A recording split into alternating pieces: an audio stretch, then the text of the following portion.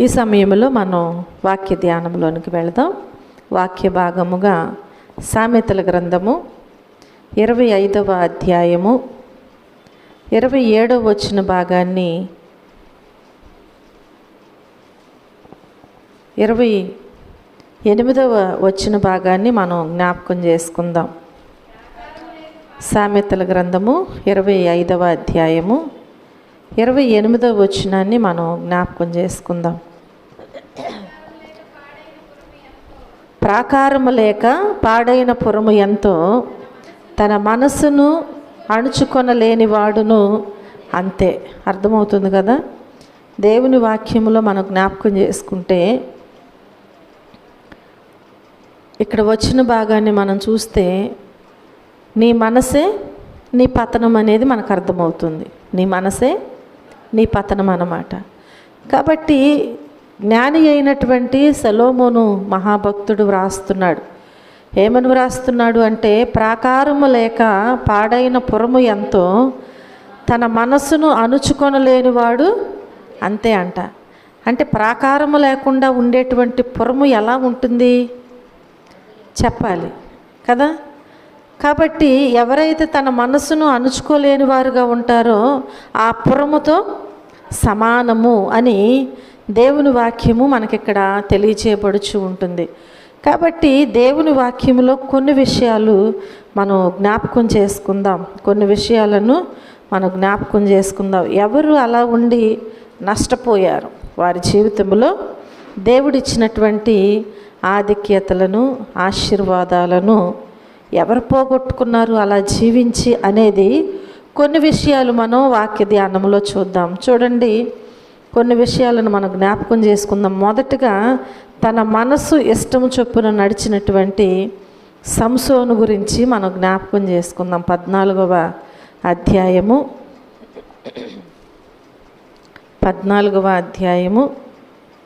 1 నుంచి 3వ వచనం వరకు మనం చూస్తే, సంసోను తిమ్నాతునకు వెళ్ళి తిమ్నాతులో ఫిలిష్తీయుల కుమార్తెలలో ఒకతని చూచెను.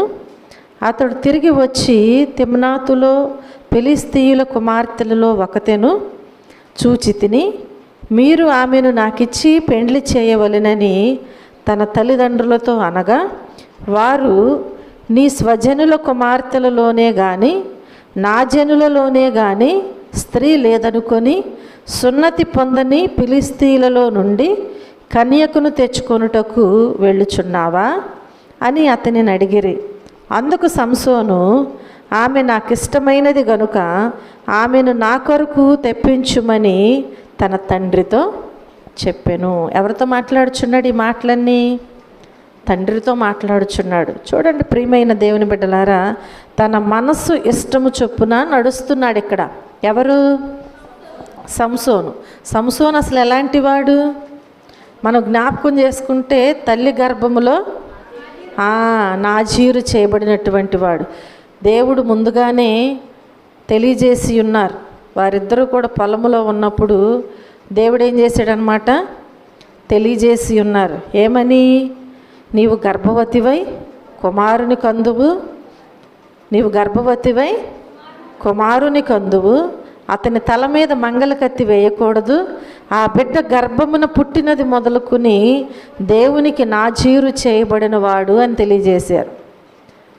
ఆ బిడ్డ పుట్టినది మొదలుకుని దేవునికి నాజీరు చేయబడినటువంటి వాడు. చూడండి ప్రియమైన దేవుని బిడ్డలారా, ఆ రీతిగా దేవుని యొక్క కృపతో దేవుని యొక్క ఆత్మతో బలవంతుడుగా ఉండి దేవుని యొక్క సహాయం పొందుకున్నటువంటి ఈ సంసోను ఒకానొక సమయంలో ఎక్కడికి వెళ్ళాడంట చెప్పాలి? యవన కాలంలో ఉన్నప్పుడు ఎక్కడికి వెళ్ళాడు? తిమ్నాతునకు వెళ్ళాడంట.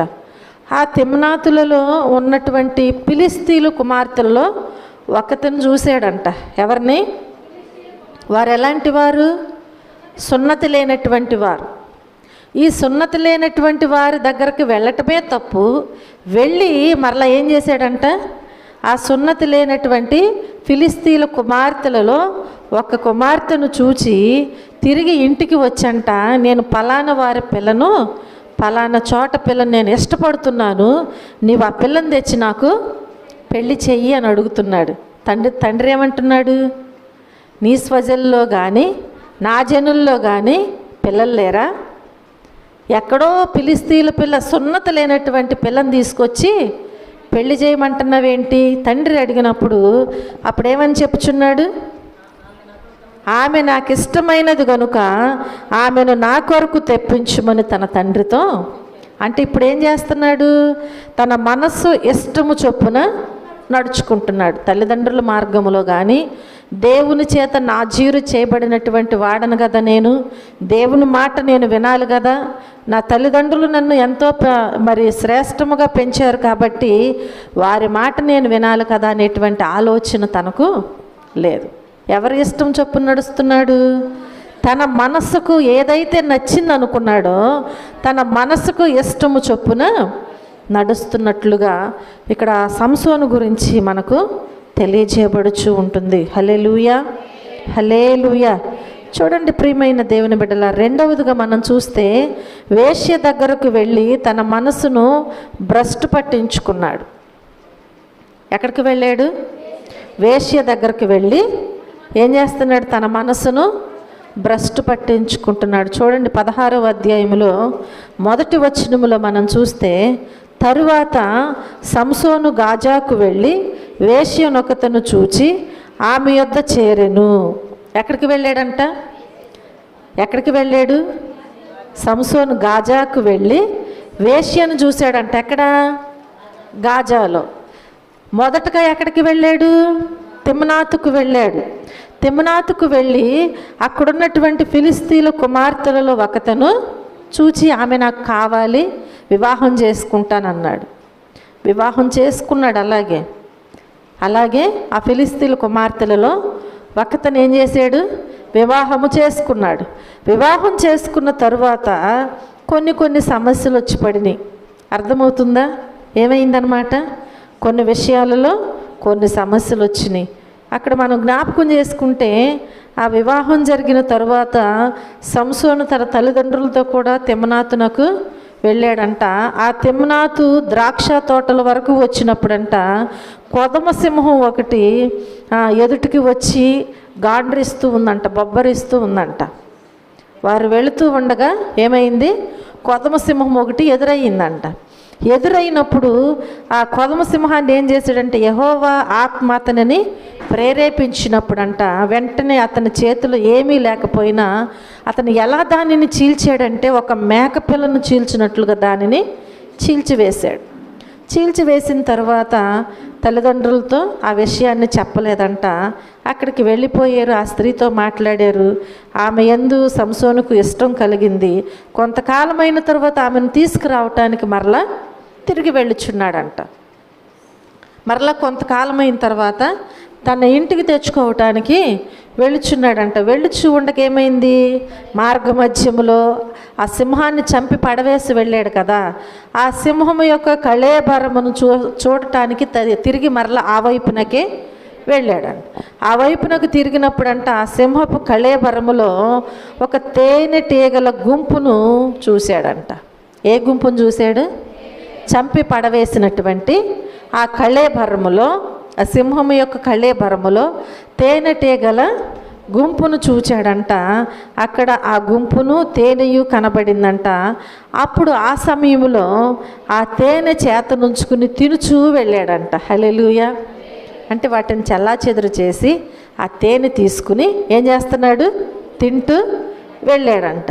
తింటూ వెళ్ళుచు తన తల్లిదండ్రుల యొక్క వద్దకు వచ్చి వారికి కూడా కొంత ఇచ్చాడంట. ఆ తరువాత ఆ సింహపు కళేబరములో నుండి ఆ తేనెను తీసిన సంగతి వారికి ఎవరికి కూడా తెలియలేదు. అంటే చంపినప్పుడు చెప్పలేదు, ఇప్పుడు కూడా ఏ విషయము చెప్పలేదు.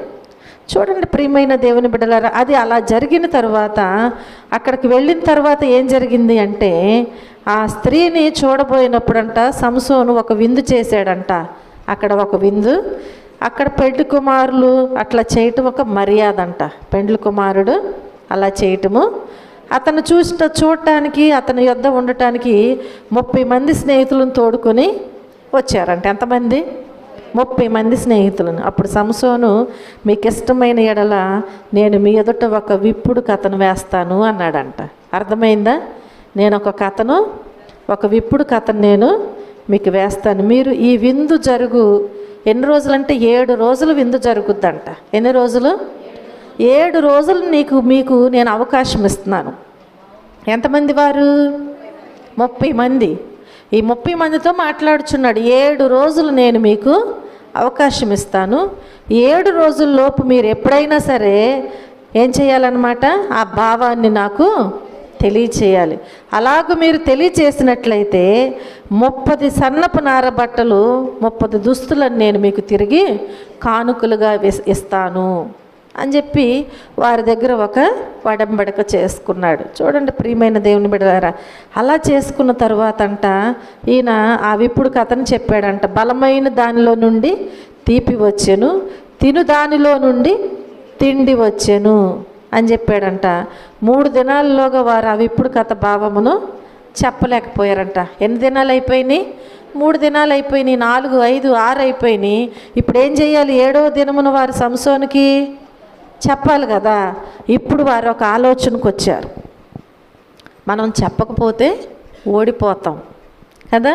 ఆ సంసోను ముందు మనము ఓడిపోతాం. మనము ఓడిపోవటానికి వీల్లేదు. ఏమైనా సరే మనము గెలవాలి. ఇది ఎవరి దగ్గర నుంచి మనం తెలుసుకోవాలి అనేది ఆలోచన చేసి బలహీనమైన ఘటమని ఎవరినన్నారండి? స్త్రీని కదా. ఎందుకని? ఏదైనా కొంచెం కన్నీరు కార్చి మాట్లాడి మంచి మాటలు చెప్తే ఉన్నది లేనిదంతా కదా. కాబట్టి భర్త దగ్గర నుంచి భార్య ఏం చేసిందంటే ముందుగానే తెలుసుకుంది ఆ భావాన్ని. భర్త దగ్గర నుంచి భార్య ఏం చేసింది? నువ్వెవ్వరికి చెప్పొద్దు అన్నాడంట. ఏమన్నాడు? నువ్వెవరికి చెప్పొద్దు, నువ్వు నా భార్యవు కాబట్టి నీ వరకే నేను చెప్తున్నాను, ఇది మాత్రం నువ్వెవరికి చెప్పొద్దు అన్నాడు. కానీ ఈమెం చేసింది? సర్దారులు బెదిరించారంట. సర్దారులు ఏం చేశారు? బెదిరించారు. ఒకవేళ నీవు ఆ విషయాన్ని మాకు చెప్పకపోతే ఏం చేస్తానన్నారు? చంపేస్తానన్నారు. కాబట్టి ఇప్పుడు ఏం చేశారంటే ఆ భార్య భర్త దగ్గరికి వెళ్ళి ఎలాగోలాగా తెలుసుకుని ఎవరికి చెప్పింది? వారికి చెప్పేసింది. ఆ 30 మందికి చెప్పింది. ఇప్పుడు వీళ్ళు 6 రోజులు దిగాలుగా ఉన్నారు. ఎన్ని రోజులు? 6 రోజులు. ఆ భావం తెలియదు కదా. దిగాలుగా ఉండి 7వ రోజునంట సంసోను కంటే ముందు వచ్చేసారంట. ఇప్పుడు వీళ్ళు ఏం చేస్తున్నారు? కాళ్ళు ఎగరేస్తున్నారంట. ఏడి సంసోను, ఏడు త్వరగా పిలవండి అని చెప్పి ఏం చేస్తున్నారు? చాలా ధీమాగా కూర్చున్నారంట. సంసోనుకు అనుమానం వచ్చిందంట.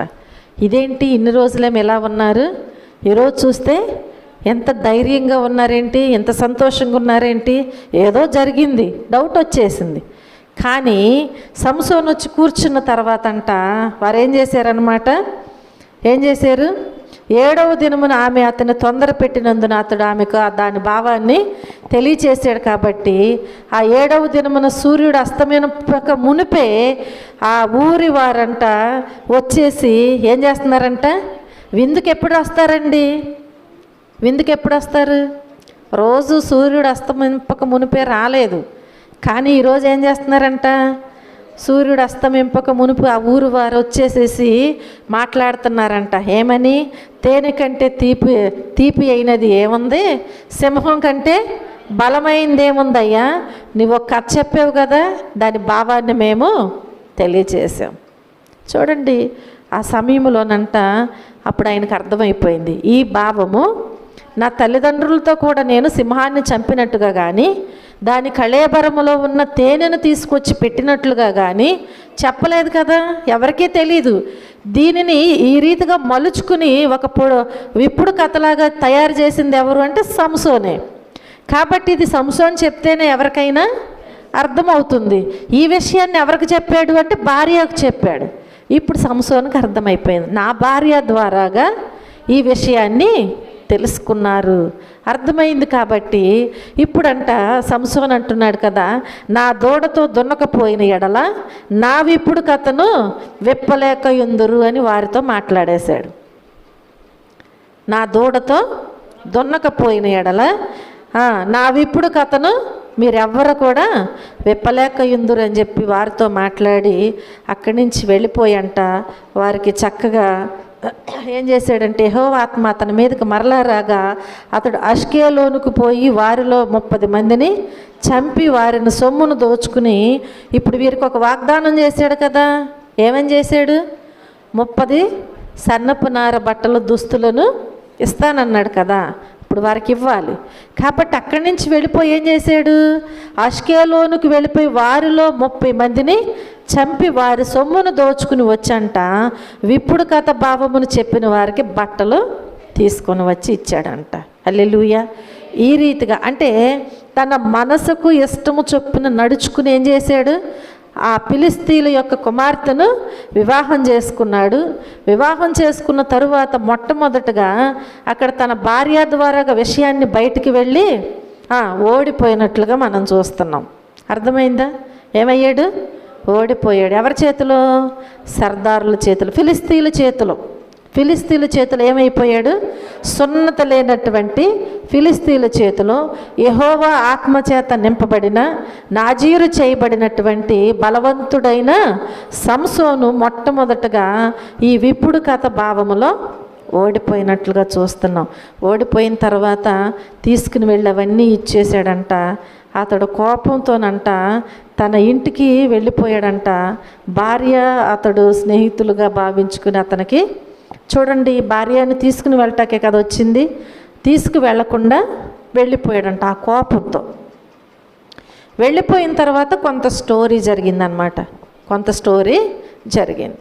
ఆ తరువాత భార్యను ఏం చేశారంటే వారు అతడు కోపించి తన తండ్రి ఇంటికి వెళ్ళగా అతని భార్య అతడు స్నేహితునిగా భావించుకొని అతని చెలికానికి ఇయ్యబడింది అనమాట. అంటే వెళ్ళిపోయాడు కాబట్టి ఇంకా నిన్ను తీసుకువెళ్ళటానికి రాడు అని చెప్పి తన తండ్రి ఏం చేశాడంటే వేరే వాళ్ళకి ఇచ్చి వివాహం చేశాడు. ఆ తర్వాత కొన్ని దినాలైన తర్వాత ఆ కోతకాలమున, గోధుమల కోతకాలమున సంసోనంట కొంచెం కోపం తగ్గిపోయిన తర్వాత నా భార్య దగ్గరకు నేను వెళ్ళాలి అనుకున్నాడంట. అనుకుని ఏం చేశాడంటే ఒక మేక పిల్లని తీసుకుని భార్యను చూడటానికి అంతఃపురములో నుండి తన భార్య యొద్దకు వెళ్ళాలి అనుకుని వెళ్ళబోచుండగా తన తండ్రి అంటే తన మామగారు లోపలికి వెళ్లకుండా ఆపివేశాడు. చూడండి, ఆ సమయంలో కొంత జరిగింది. ఆ తరువాత అక్కడి నుంచి మరలా అతను వెళ్ళిపోయాడు. వెళ్ళిపోయిన తర్వాత కొన్ని విషయాలు అక్కడ జరిగినట్లుగా మనం చూస్తూ ఉంటున్నాం. ఆ తర్వాత వారిని చంపివేయటం అదంతా కూడా జరిగిపోయింది. ఆ తరువాత తనేం చేశాడు? మొట్టమొదటగా మనం జ్ఞాపకం చేసుకుంటే తన మనసుకు ఇష్టం చొప్పున నడుచుకుని కొన్ని సమస్యల్లోనికి వెళ్ళిపోయాడు. నాజీరు చేయబడినటువంటి ఈ సంసోను ఈ ఫిలిస్తీయుల కుమార్తెలలో ఒక కుమార్తెను వివాహం చేసుకుని కొన్ని కష్టాలు పడినట్లుగా, తొందరపాట్లు పడినట్లుగా మనం చూస్తున్నాం. ఆ సమస్యల నుంచి విడుదల పొంది మరలా దేవుని దగ్గరకు వెళ్లకుండా ఇప్పుడు రెండవదిగా మనం చూస్తే ఎక్కడికి వెళ్ళాడు? వేశ్య దగ్గరకు వెళ్ళి తన మనసును భ్రష్టు పట్టించుకున్నాడు. మొట్టమొదటేమో నాజీరు చేయబడిన, సున్నతి చేయనటువంటి ఫిలిస్తీన్ల పిల్లను తెచ్చుకున్నాడు. రెండవదిగా మనం చూస్తే వేశ్య దగ్గరకు వెళ్ళి తన మనస్సును ఏం చేశాడనమాట? భ్రష్టు పట్టించుకున్నట్లుగా చూస్తున్నాం. ఎక్కడుంది అది? 16వ అధ్యాయము 1వ వచనములో. తరువాత సంసోను గాజాకు వెళ్ళి వేశ్యనొకతను చూచి ఆమె యొద్దకు చేరాడంట. ఇది తనకు తగునా? చెప్పాలి. మూలవాక్యములు ఏమనుంది? ప్రాకారము లేక పాడైన పురము ఎంతో, తన మనస్సును అణుచుకొనలేనివాడు కూడా అంతే. ఎవరు కనిపిస్తున్నారు మనకి? సంసోను కనిపిస్తున్నాడు. ప్రియమైన దేవుని బిడ్డలారా, దేవుని వాక్యములో మన అంశం ఏంటంటే నీ మనసే నీ పతనం, నీ మనసే నీ పతనం కదా. ఇప్పుడు తన మనస్సుకు ఇష్టం వచ్చినట్లుగా చేసి పతనమైపోయాడు, మార్గం తప్పిపోయాడు. అదే మార్గం తప్పిపోయిన అతను మరలా సరి చేసుకోకుండా తన మనస్సును మరలా తిరిగి ఏం చేసాడు అంటే వేశ్య దగ్గరికి వెళ్ళి భ్రష్టు పట్టించుకున్నట్లుగా మనం చూస్తూ ఉంటున్నాం. హల్లెలూయా. అలాగే మూడవదిగా మనం చూస్తే పరస్త్రీ అయిన దెలీలాను మోహించి తన మనస్సును అణుచుకోలేకపోయినట్లుగా చూస్తున్నాం. చూడండి, న్యాయాధిపతుల్లోనే 16వ అధ్యాయంలో 4వ వచనాన్ని మనం జ్ఞాపకం చేసుకుంటే, పిమ్మట అతడు షోరేకు లోయలోనున్న దెలీలా అను స్త్రీని మోహింపగా. ఎక్కడికి వెళ్ళాడంట? షోరేకు లోయలోనున్న దెలీలా అను స్త్రీని ఏం చేశాడంట? మోహించాడంట. చూడండి ఎంత దారుణానికి దారితీస్తూ ఉంటుందో. ఒక్కసారి తీసుకున్నటువంటి నిర్ణయం అలాంటి మార్గంలోనికి నడిపిస్తున్నట్లుగా మనకు దేవుని వాక్యము తెలియజేస్తూ ఉంటుంది. కనుక ఇక్కడ మనం జ్ఞాపకం చేసుకుంటే మొట్టమొదట మనం చూస్తే తన పునాది కరెక్ట్గా లేదు. అసలు తన పునాదే కరెక్ట్గా లేదు. ఆ తర్వాత ఆ పునాది కరెక్ట్గా లేనప్పుడు దాని మీద ఎన్ని స్టేర్లు వేసినా ఏమవుతుంది? అది కూలిపోతూనే ఉంటుంది, కానీ అది స్టాండర్డ్గా నిలబడదు. కాబట్టి మూడో విషయానికి మనం వచ్చేసరికి పరస్త్రీ అయిన దెలీలాను మోహించినట్లుగా మనం చూస్తున్నాం. మోహించి తన మనసును ఏం చేయలేకపోయాడు? అణుచుకోలేకపోయినట్లుగా దేవుని వాక్యములో మనం చూస్తున్నాం. హల్లెలూయా, హల్లెలూయా. నాలుగవదిగా మనం జ్ఞాపకం చేసుకుంటే తన మనసును పాపము నుండి అణుచుకొనలేక దేవుని ఆత్మను కోల్పోయినట్లుగా మనం చూస్తున్నాం. దేవుని ఆత్మను కోల్పోయాడు. చూడండి అదే అధ్యాయంలో 20వ వచనాన్ని చూస్తే, ఆమె సంసోను ఫిలిస్తీయులు నీ మీద పడుచున్నారనగా అతడు నిద్ర మేలుకొని ఎప్పటి అట్లు నేను బయలుదేరి విడజిమ్ముదును అనుకొందున. నేను ఏమనుకుంటున్నాడంట? ఎప్పటిలాగానే నేను బయలుదేరి విడజిమ్ముకొందును అనుకుంటున్నాడంట. అయితే యెహోవా తనను ఎడబాసెనని అతనికి తెలియలేదు. దేవుడు ఏం చేశాడు? ఇప్పుడు చెప్పాలి. తన మనసును పాపము నుండి అణుచుకొనలేక దేవుని ఆత్మను సహితము కోల్పోయాడు. ఎప్పుడైతే ఆ దెలీలా దగ్గరకు వచ్చాడో ఆ దెలీలాను మోహించి ఆ దెలీలా దగ్గరే ఉండిపోయాడంట. ఏం చేశాడు? ఆ దెలీలా దగ్గర ఉండిపోయాడు. ఆ దెలీలా దగ్గర ఉండిపోయిన తర్వాత ఈ విషయం ఎవరికి తెలిసింది అంటే ఆ ఫిలిస్తీయుల సర్దారులకు తెలిసింది. ఫిలిస్తీయుల సర్దారులు వదిలిపెడుతున్నారా అంటే వదిలిపెట్టరు. ఎందుకని? ఫిలిస్తీయుల సర్దారులకిను సంసోనికి మధ్యలో చాలా వివాదాలు జరుగుతూనే ఉన్నాయి. ఎప్పటికప్పటికి వారిని సంహరిస్తూనే ఉంటున్నాడు. అలాంటి ఆత్మ దేవుడు ఎవరికి ఇచ్చాడు? సంసోనికి ఇచ్చాడు. దేవుని ఆత్మ సంసోను మీదకు వెళ్ళగానే బలం పొందుకుని ఎంతమందినైనా చంపుతున్నాడు అన్నమాట. కాబట్టి ఒక్కరోజేనంట అతడు గాడిద యొక్క పచ్చి దవడ ఎముకను కనుగొని చెయ్యి చాచి పట్టుకుని దాని చేతంట 1000 మంది మనుషులను చంపివేశాడంట. ఎంతమందిని? అంత బలం ఎక్కడి నుంచి వచ్చింది? దేవుని ఆత్మ ద్వారాగా. ఒక్కరోజే ఆ గాడిద యొక్క దవడ ఎముకను తీసుకుని ఏం చేశాడు? 1000 మందిని చంపి ఆ గాడిద దవడ ఎముకతో ఒక కుప్పను 2 కుప్పలను నేను చంపి ఉన్నాను అని గాడిద దవడ ఎముకతో 1000 మంది నరులను చంపి ఉన్నాను అని అంటున్నాడంట. అట్లా నక్కలను పట్టుకుని ఎప్పుడైతే తన భార్యను తన మామను లేదంటే ఇలా మరొక వివాహం చేశారని చంపారనే విషయం తెలిసిందో 300 నక్కలను పట్టుకుని తోకలు కట్టి మధ్యలో దివిటీలు పెట్టి నిప్పు వెలిగించి వదిలేస్తే వారి పంట పొలాలన్నీ కూడా. కాబట్టి ఆ ఫిలిస్తీయులకిను సంసోనికి ఎప్పుడు కూడా ఏమవుతుంది? వైరంగానే ఉంటుంది. వారి నుంచి తప్పించుకుని పారిపోతూనే ఉంటున్నాడు. వీరు మాత్రం వెంబడిస్తూనే ఉంటున్నారు. అట్లా వెళ్ళి ఏం చేశాడంటే ఈ దెలీలా దగ్గరకు వెళ్ళి అక్కడ ఉండిపోయాడంట. ఎక్కడికి వెళ్ళాడు? ఈ దెలీలా దగ్గరకు వెళ్ళి ఉండిపోయాడు. ఈ విషయం ఎవరికి తెలిసింది అంటే ఈ సంసోనుకి ఫిలిస్తీయుల సర్దారులకు తెలిసిందంట. అక్కడ ఉన్నాడని చెప్పి ఈ సర్దారులు తెలుసుకుని ఆమె దగ్గరికి వెళ్ళిపోయారంట. సంసోను లేకుండా ఆమెను కలుసుకున్నారు, ఆమెతో మాట్లాడారు. ఫిలిస్తీయుల సర్దారులు ఆమె దగ్గరకు వెళ్ళిపోయి నీవు అతన్ని లాలన చేసి ఎప్పటికప్పటికే బంధిస్తున్నారు, కానీ వచ్చి ఏం చేస్తున్నాడు? మరలా విడజమ్ముకుని వారిని హతం చేస్తున్నాడు. కనుక వారికి డౌట్ వచ్చింది, అసలు ఇంత బలం ఎక్కడి నుంచి వస్తుంది సంసోనికి అని చెప్పి నువ్వు ఏదో ఒక విధంగా అతన్ని ఏం చేయాలన్నమాట? లాలన చేయాలి. ఏదో ఒక విధంగా నీవు అతన్ని లాలన చేసి ఏం చేయాలన్నమాట, అతనిలో ఉన్నటువంటి ఆ గొప్ప బలము దేనిలో ఉన్నదో మేము ఎలాగో అతన్ని గెలవచ్చో నీవు తెలుసుకుని మాకు తెలియచే. మేము అతన్ని బంధించి అతని గర్వము అణుస్తాము. అప్పుడు మాలో ప్రతివాడు కూడా ఆమెకి ఇచ్చేటువంటి ఆ ద్రవ్యము ఎంత అనేది వారు తెలియజేశారు. నీవు అలాగూ అతని బలము దేనిలో ఉందో తెలుసుకుని మాకు తెలియచేసినట్లయితే, అతన్ని బంధించి మాకు అప్పగించినట్లయితే నీకు మేము 1100 వెండి నాణ్యములు నీకు ఇస్తామని చెప్పారంట. మాలో ప్రతివాడు కూడా ఎంతమంది ఉన్నారు, వారందరూ కూడానంట 1100 వెండి నాణ్యాలు నీకు ఇస్తాము అని చెప్పారు.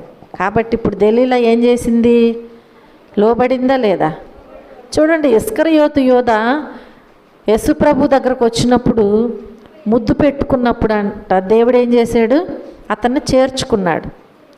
యోధాని దేవుడు చేర్చుకున్నాడు.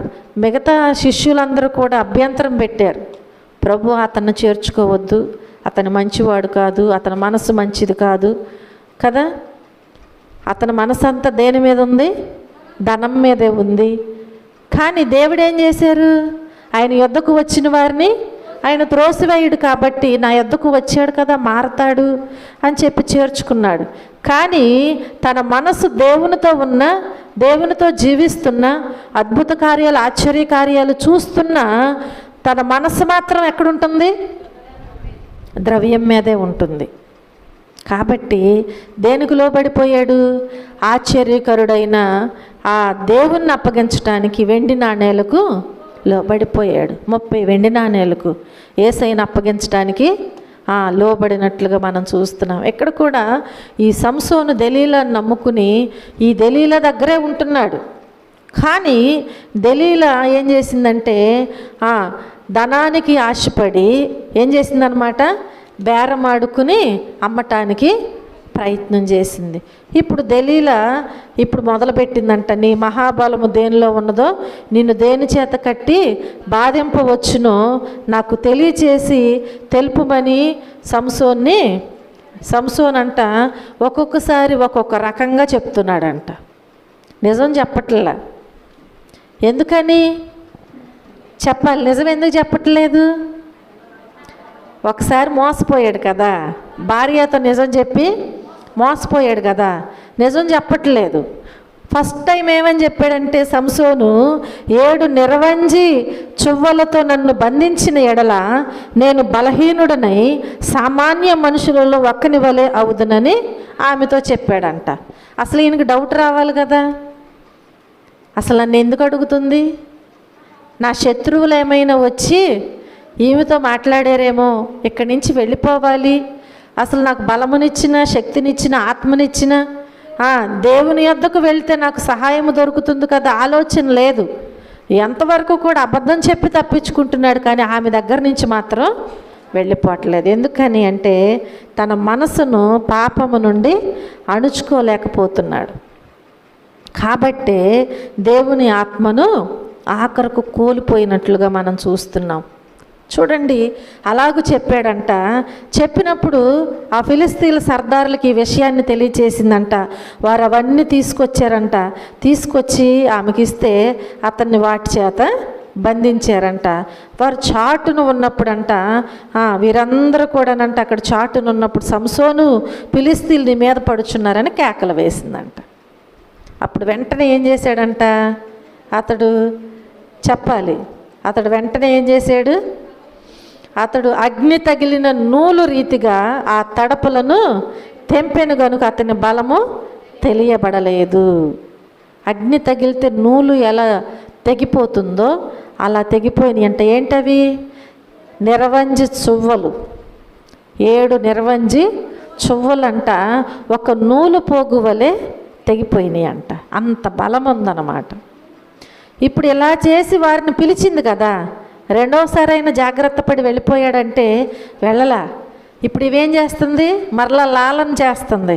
నువ్వు నాతో అబద్ధం చెప్పావు, నన్ను నమ్మలేదు, ఇదేనా నన్ను ప్రేమించేది కదా. ఇంకా చాలా ఉంటాయి కదా, తెలుసుకోవాలంటే చాలా ఉంటాయి.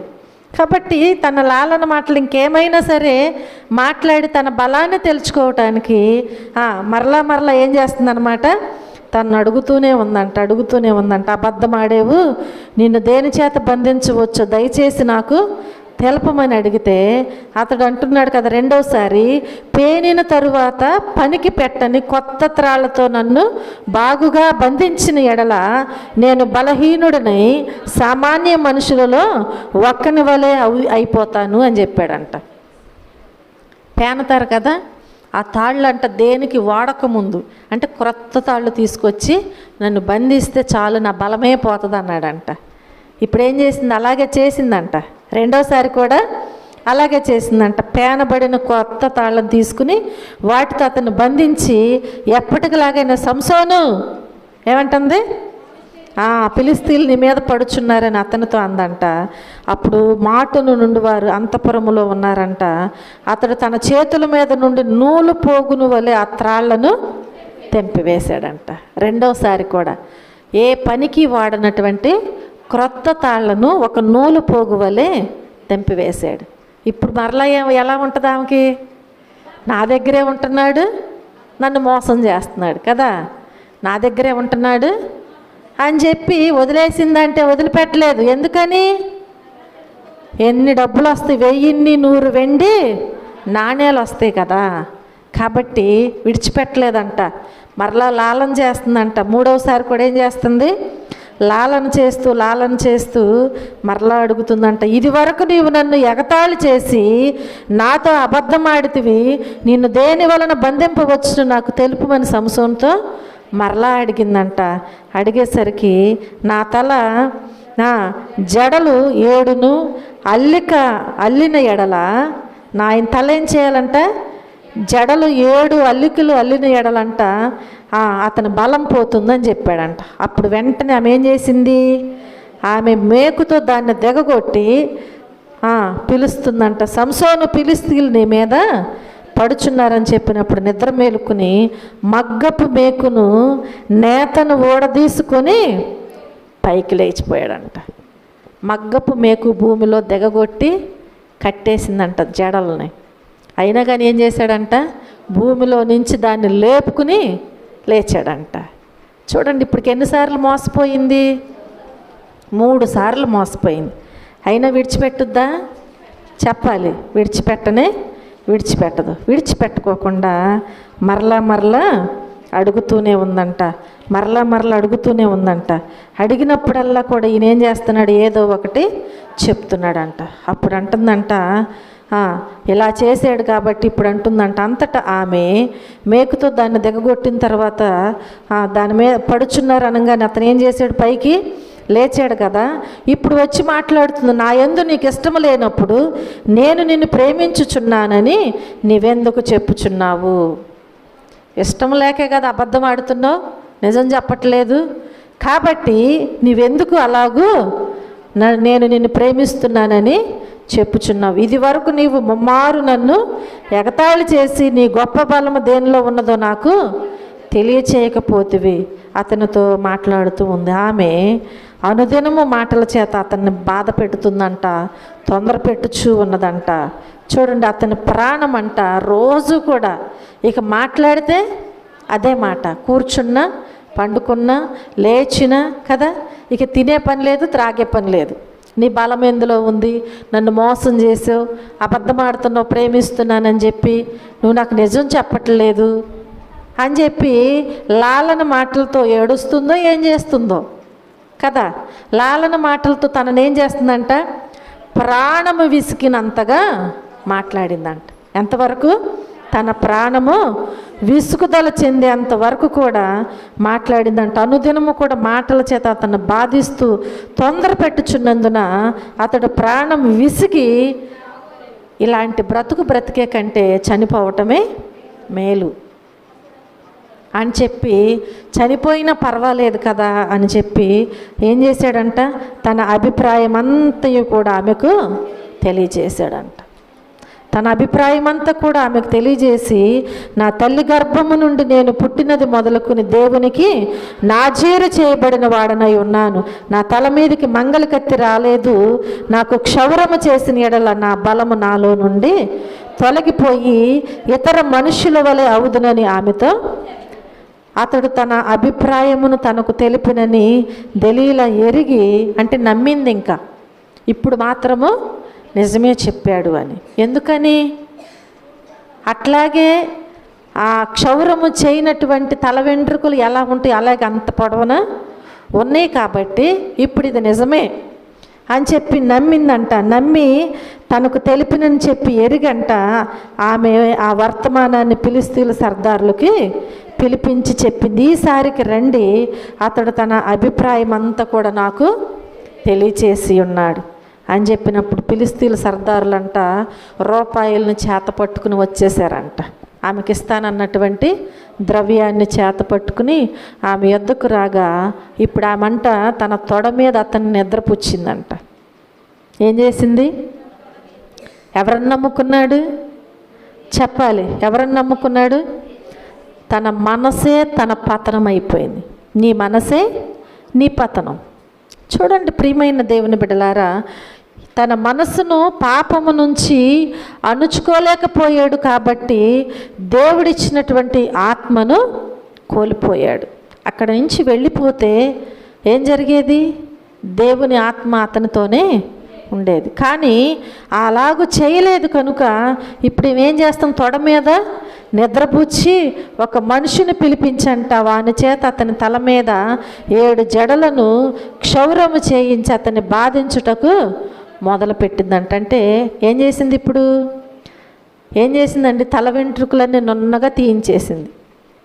తీయించేసి ఇప్పుడు బాధ పెడుతుందంట. అంటే తల వెంట్రుకలు తీస్తుంటే చలనం ఉండదా? చెప్పాలి. భ్రష్టు పట్టేసింది తన మనసు. తన తొడ మీద పడుకున్నప్పుడు ఇంకా దేవుని ఆత్మ తనలో ఉన్నదనేది కూడా ఎరుగునటువంటి స్థితిలో సంసోను ఉన్నాడు. కాబట్టి తనకు అలాగూ చేసిన తర్వాత అంట ఇక ఆమె ఏం చేస్తుందన్నమాట? బాధించటం మొదలు పెడుతుంది. అప్పుడు అతనిలో నుండి బలము తొలగిపోయింది కదా. ఇప్పుడు పిలుస్తుంది, సంసోను, ఫిలిష్తీయులు నీ మీద పడుచున్నారనగా అతడు నిద్ర మేలుకునంట ఎప్పటి ఎట్లు నేను బయలుదేరి విడజిమ్ముదును అనుకున్నాడంట. అర్థమైందా? 20వ వచనంలో ఏమనుందో? ఎప్పటిలాగానే 3 సార్లు మోసం చేశాడు కదా, అబద్ధమాడాడుగా. 3 సార్లు ఏం చేశాడు? ఫిలిష్తీయులు వచ్చారనగానే లేచి విడజమ్ముకుంటున్నాడు. ఇలా తన బలము చేత వారిని కట్టినటువంటి వాటిని తెంచివేస్తున్నారు. వారు చాటును ఉంటున్నారు కదా, తెంచివేస్తున్నాడు. వారు చూసి వెళ్ళిపోతున్నారు. కానీ ఈసారి కూడా అలాగే విడజిమ్ముకుందాం అనుకున్నాడంట. ఇంకెక్కడున్నాయండి? లేవుగా. అలాగే అనుకున్నాడు. కానీ అయితే యెహోవా తనను ఎడబాసినని అతనికి తెలియలేదు. ఏం పోగొట్టుకున్నాడు? దేవుని ఆత్మను కోల్పోయినటువంటి సంసోను మనకి ఇక్కడ కనిపిస్తూ ఉంటున్నాడు. చూడండి ప్రియమైన దేవుని బిడ్డలారా, 5వదిగా మనం జ్ఞాపకం చేసుకుంటే 30వ వచనంలో చూస్తే తన మనసును అణుచుకొనలేని ఈ సంసోను మరణం పొందినట్లుగా మనం చూస్తున్నాం. 30వ వచనంలో చూస్తే నేనును ఫిలిష్తీయులను చనిపోదుముగాక అని చెప్పి బలముతో వంగినప్పుడు గుడి ఆ సర్దారుల మీదను దానిలోనున్న జనులందరి మీదను పడెను. మరణకాలమున అతడు చంపిన వారి శవముల లెక్క జీవితకాలమందు అతడు చంపిన వారి లెక్క కంటే ఎక్కువాయెను. చూడండి ఇప్పుడు ఏమైపోయాడు? లాస్ట్కి తన మనసును అణుచుకొనలేనటువంటి సంసోను మరణం పొందినట్లుగా మనం చూస్తున్నాం. దేవుని ఆత్మ అతనిలో నుంచి వెడలిపోయింది. వారు ఏం చేశారనమాట? వెడలిపోయిన తర్వాత తన కన్నులను, ఆ ఫిలిష్తీయులు అతను పట్టుకుని సంసోన్ని కన్నులను ఓడదీసేశారు. 2 కన్నులు కూడా పెరికివేశారు. 2 కన్నులు తీసివేసి తనను తీసుకుని వెళ్ళి ఇత్తడి సంఖ్యల చేత బంధించి బందీ గృహములో తిరుగలి విసరివాడిగా ఉంచారంట. తిరుగలి విసిరేవాడిగా ఉంచారంట. ఎలాంటి బలవంతుడు!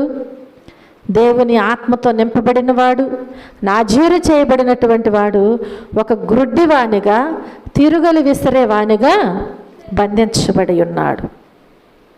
దేవుణ్ణి ఎప్పుడైతే విడిచిపెడతామో, దేవుని ఆత్మ ఎప్పుడైతే మన నుంచి వెడలిపోతుందో, అప్పుడే మనము ఈ లోకములో ఆత్మీయ నేత్రాలకు గురుడుతనము కలిగినట్లే. చూడండి, మన ఆత్మీయ నేత్రాలకు గురుడుతనము దేనివల్ల వస్తుంది? పాపము వలన కదా. మన మనసును అణుచుకోలేనప్పుడు, ఇది చేయకూడదని చెప్పినటువంటి పనిని మనం చేసామంటే ఏమైపోతాం? అప్పుడే గురుడివారం అయిపోతాం, అప్పుడే బందీలం అయిపోతాం. దేనికి నీవు లోబడుతున్నావో, దేనిని విడిచిపెట్టలేకపోతున్నావో, దేవుని దగ్గర చేయకూడనటువంటి పని నీవు ఏదైతే చేస్తున్నావో, అప్పుడే నీవు ఆ బంధములో బందీవైపోతున్నావు. అపవాది విడిచిపెడతాడా అంటే విడిచిపెట్టడు. నిన్ను గ్రుడ్డివానిగా చేసి తన వైపుకు త్రిప్పుకుని తిరుగులు విసిరేవానిగానో, లేకపోతే అనేకమైన కష్టాలు పాలు వాడు చేస్తూ ఉంటాడు. చూడండి ప్రియమైన దేవుని బిడ్డలారా, ఆ రీతిగా మనం జ్ఞాపకం చేసుకుంటే అతడు ఏమైపోయాడనమాట? అక్కడ ఒక బంధించబడి తిరుగులు విసిరేవానిగా అయిపోయాడు. అతడు క్షౌరము చేయబడిన తరువాత అతని తల వెంట్రుకలు తిరిగి మొలవటం మొదలుపెట్టింది. కొంత స్టోరీ అక్కడ మనందరికీ తెలుసు. కానీ విషయం ఏంటంటే, తర్వాత మరలా దేవుని దగ్గర గురుడ్డివానిగా ఉండి అక్కడ ఆ దాగోను దేవతా గుడిలో బలి ఇద్దామని చెప్పి తీసుకుని వెళ్ళి అక్కడ ఉన్నటువంటి ఆ దేవతకి బలి ఇవ్వటానికి బంధించి నిలబెట్టినప్పుడంట, అక్కడ ఉన్నటువంటి వారిలో ఈ దేవాలయానికి మెయిన్గా ఉన్నటువంటి వాటిని నా చేతుల్లో పెట్టినట్లయితే నేను వాటిని పట్టుకుంటాను అని చెప్పి వారిని అడిగినప్పుడంట, వారేం చేశారు? అలాగూ అప్పగించారంట. అప్పగించిన తరువాత ఏం చేశాడు అంటే, ఆ గుడి స్తంభముల మధ్యన అతను నిలువబెట్టి పరిహాసం చేస్తూ ఉన్నారంట. సంసోను తన చేతిని పట్టుకుని బంటుతో మాట్లాడాడంట, ఈ గుడికి ఆధారముగా ఉన్న స్తంభములను నన్ను తడవనిచ్చి విడిచిపెట్టమన్నాడంట. ఆ బంటు అలాగే చేశాడు, ఆ స్తంభాలను పట్టుకున్నాడు, దేవుని దగ్గర ప్రార్థన చేశాడు. దేవుడు మరలా జ్ఞాపకం చేసుకుని బలాన్ని ఇచ్చాడు. కానీ విషయం ఏంటంటే, ఆఖరికి ఏమైపోయాడు చెప్పాలి? ఏమైపోయాడు? మనం చూసినట్లయితే తన మనసును అణుచుకోలేకే ఆ పాపమును బట్టి అతడు ఆఖరికి చనిపోయినట్లుగా మనం చూస్తూ ఉంటున్నాం. దీనంతటికీ మరణం పొందటానికి కారణం ఏంటి అంటే, తన మనసుకు ఇష్టము చొప్పున నడుచుకున్నాడు. ప్రతి విషయంలో కూడా, భార్య విషయంలోనైనా, వేశ్య దగ్గరికి వెళ్ళినా, పరస్త్రీ అయిన దెలీలా దగ్గరికి వెళ్ళినా, ఎక్కడికి వెళ్ళినా కానీ తన మనసు ఇష్టము చొప్పున నడుచుకున్నాడు. కాబట్టి ఇప్పుడు తన మనసు ఏమైపోయింది? తన పతనానికి దారితీసింది. కనుక దేవుడు మనకి ఎన్నో ఆశీర్వాదాలు ఇస్తున్నాడు. దేవుని ఆత్మచేత మనల్ని నింపి వాడుకుంటున్నాడు. ఎందుకు పనికిరానటువంటి మనలను. సంసోన్ను కూడా దేవుడు తల్లి గర్భములోనే నాజీరు చేశాడు, ఆత్మతో నింపాడు. ఆయన బలముతో వాడుకుందాం అనుకున్నాడు. కానీ ఆ బలాన్ని చూసుకుని ఏం చేశాడు? దేవుణ్ణి మర్చిపోయాడు. చూడండి, మనం కూడా చాలాసార్లు రక్షణ పొందిన తర్వాత మారు మనసు జీవితాన్ని మర్చిపోతూ ఉంటాం, బాప్తీసాన్ని మర్చిపోతూ ఉంటాం, దేవుని దగ్గర చేసినటువంటి వడంబడికను మర్చిపోతూ ఉంటాం. అలాంటప్పుడు ఏం చేస్తామంటే, మర్చిపోయినటువంటి స్థితిలో ఉండి అనేకమైన వాటికి అలవాటు పడిపోతూ ఉంటాం. చేయకూడనటువంటి పనులు, వెళ్ళకూడనటువంటి స్థలాలు, మాట్లాడకూడనటువంటి మాటలు కదా, ఇలా ఎన్నో జరుగుతూ ఉంటాయి. కనుక ప్రియమైన దేవుని బిడ్డలు, దాని నుంచి మనము దేవునికి దూరమైపోతున్నాం అనేది జ్ఞాపకం చేసుకోవాలి. వాటిని బట్టి ఏమైపోతున్నాం? దేవునికి మనము దూరం అయిపోతున్నాం, దేవుని శక్తిని పోగొట్టుకుంటున్నాం, దేవుని ఆత్మను పోగొట్టుకుంటున్నాం, దేవుడిచ్చే ఆశీర్వాదాలకు దూరం అయిపోతూ ఉంటున్నాం. నా ప్రార్థన ఎందుకు ఫలించట్లేదు, నేను ప్రార్థన చేశాను కదా, నాకు ఎందుకు కార్యం జరగలేదు అని మనం అనుకుంటున్నాం. మన ప్రార్థనకు దేవునికి ప్రార్థనకి మధ్యలో ఏమైపోతుంది?